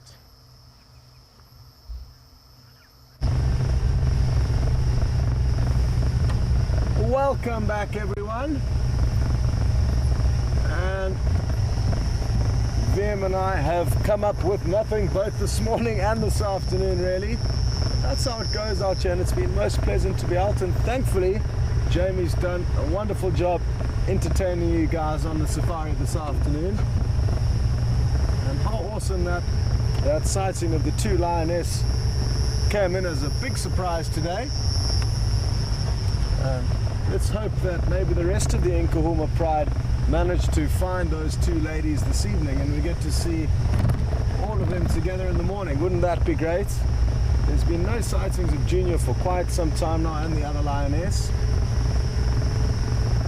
Now, on a less happy note, there is some interesting news that I need to share with you guys, and that is that the report for the dog that was exterminated, the same dog that Sindile caught a few days ago, the rabies test did prove positive. So it's not the end of the world, and everyone just needs to take a deep breath. Obviously, we would have much preferred if the news had have been that test came back negative.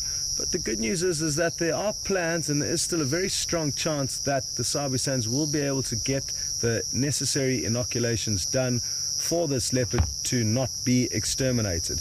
It is obviously a very, very dangerous disease, rabies, and it's a killer of many, many animals and even potentially humans. So it's something that cannot be played with, it cannot be toyed with, and we have complete faith and trust in the Sabi Sands in trying their best to get this job done effectively. And what that means is, as far as I'm aware, and I do stand to be corrected, is that basically it will need 4 more inoculations in the very near future, and thereafter it may need 1 inoculation every year for the rest of its life. That's as far as I'm aware and as far as I've been told, but there could be some other twists in the tail. But we thought that we needed to update you on every step of the way. We've only just got that information a few minutes ago and thought we would keep you guys all in the loop. So we will obviously keep you updated on any future progress and updates we hear on that.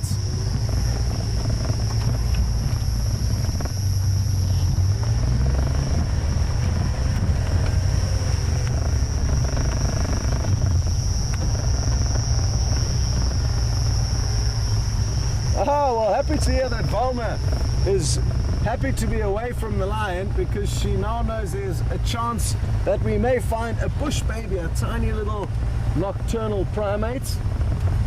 And Valma, I'm going to do my best to either find you one of those or failing that, maybe a little chameleon. To be honest, this is not the best area for bush babies. Well, I say that only because I haven't seen one yet, but maybe we will get pleasantly surprised.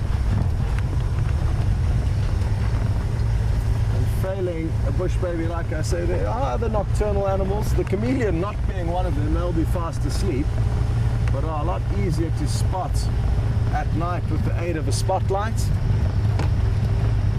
Maybe a white-tailed mongoose running around the quarantine clearings. There's a resident up there who's quite relaxed with the vehicles, which is great.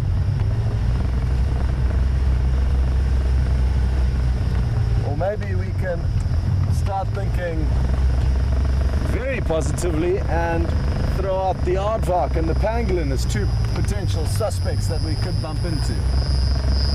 Neither of which we have managed to show you since I've been here November last year. So that gives some of the newer viewers an idea of how rare it would be to see a pangolin or an aardvark out here. It's not that they don't exist here, but they usually are moving around in the later hours of the night.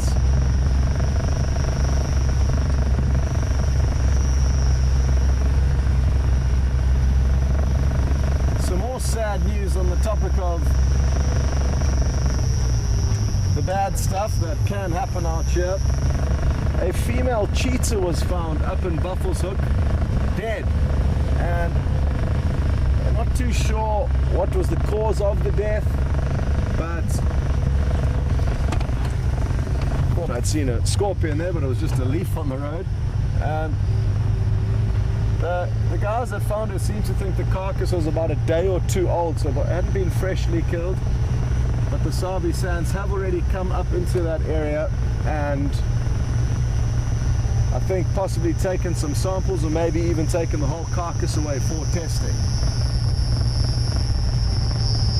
Now I've killed my lights because I've seen a vehicle up on the horizon stopping for their sundowner or moon upper at this stage of the evening. So we're just going to try and our best not to interfere with their evening and blind them with our bright lights.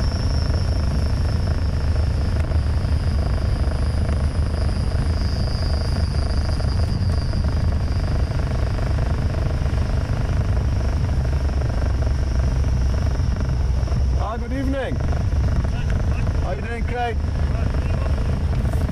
Just driving around, hopefully.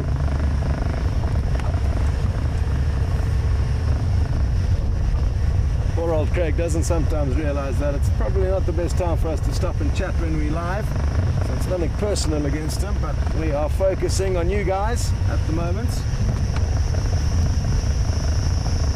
And had I not been live, I probably would have stopped and cracked open a beverage of sorts, seeing as it's the end of the evening. Time to start unwinding. Not that I had too much work to do this afternoon because Jamie did it all, which I'm grateful for.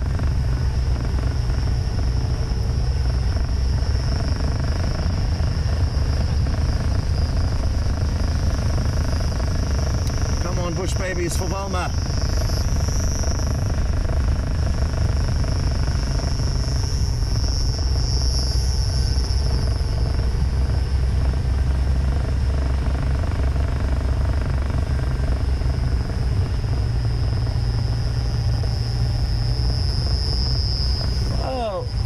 On the topic of Sindile and rabies, Smiles and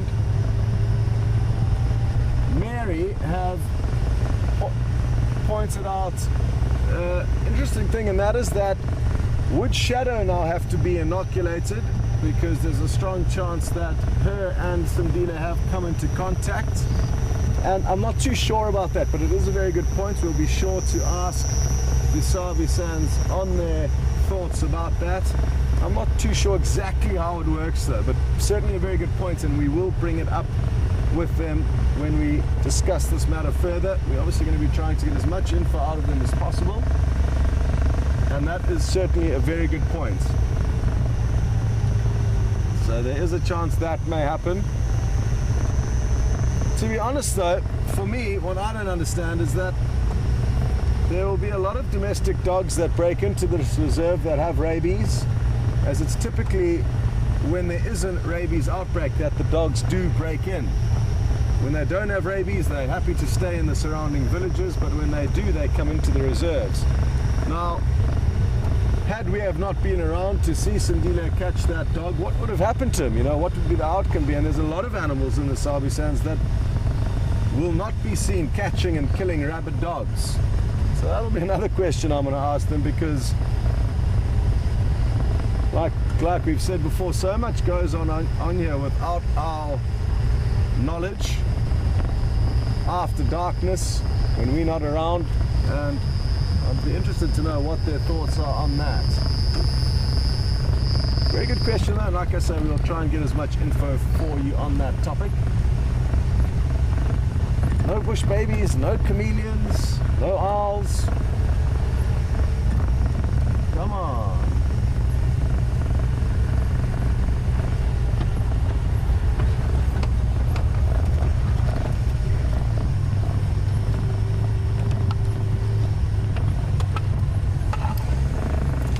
Okay, well,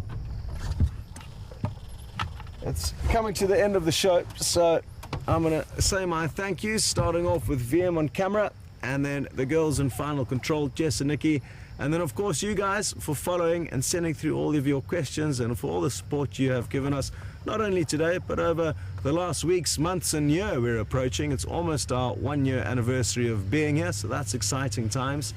And without any further ado, let's send you back to the Lion with Jamie for the last few minutes. We'll see you all on the Sunrise Safari.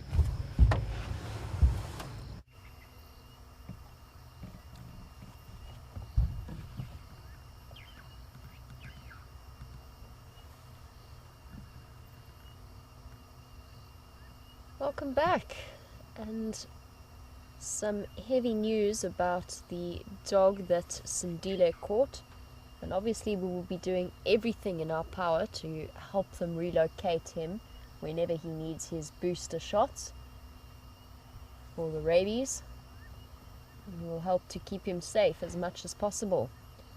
But now we're back to these lionesses. There was a very brief moment where she looked up and alert off into the bushes, and a group of Duggar boys had just stumbled in, but they immediately turned and disappeared again. And the lioness didn't show too much interest in them. I think they are fairly well fed. Oh, going flat again. But at least our good news for the day, we have at least 2 Nkuhuma lionesses who are still alive and well, and another one that is off mating with the Birmingham boys. And as soon as we hear any further updates as to where the missing lioness Amber Eyes is, we'll pass them on to you once we do know. But definitely an unexpected way for the evening to end.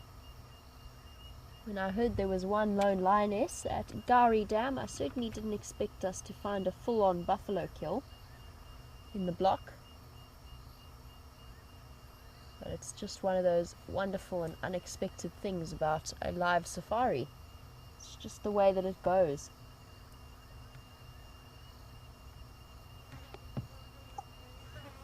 I thank you all for your help that you've given in terms of identifying the various lionesses that we have been seeing and getting through all of those incredible questions that we have. I do really appreciate hearing from you. And a big thank you, of course, to Jean-Dre for all of his fantastic camera work. 3 of the big 5 in less than an hour is not a bad way to start a sunset safari, and it's only got better. And a big thank you to Jess for her fantastic directing, along with Nikki and all of Eugene's technical work in fighting off those gremlins for you. Now we will be right back here tomorrow morning for the sunrise safari to see what these lionesses have been up to during the night, and if they've managed to safely defend their kill from any marauding hyenas. But for now, let's end off with some nice silence in the view of the lioness and the sounds of the African bush on a summer evening after the rains. Cheers guys, have a wonderful day wherever you are.